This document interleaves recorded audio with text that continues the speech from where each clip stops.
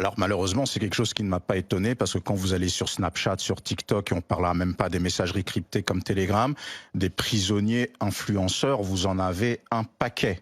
Comment fêter votre anniversaire en prison? Vous avez même des tutos, comment faire des crêpes en cellule, comment cuire un poulet rôti. Non, mais vous avez des trucs, c'est du pur délire. Et je vais partager un exemple très rapidement qui s'est passé récemment.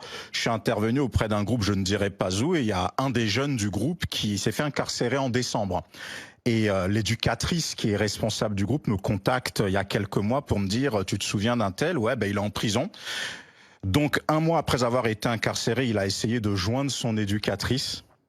Ensuite, il y a des vidéos qui ont tourné sur les réseaux. On a vu que dans sa cellule, il avait la télé, il avait tous les abonnements, hein, Netflix, Paramount+, beIN Sport, il avait la totale.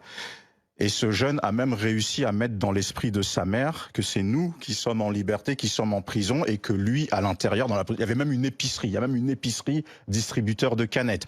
Alors oui, l'exemple peut sembler extrême, mais il est loin d'être rare, bien entendu. Après, ça dépend si vous êtes seul à 2 ou à 5 dans la cellule, mais il y a beaucoup de prisonniers influenceurs avec beaucoup de choses qui rentrent, on le sait très bien, hein, par le méthode de la projection, le drone, le parloir ou la corruption du personnel de la pénitentiaire. C'est quelque chose que l'on sait et que l'on répète depuis des années.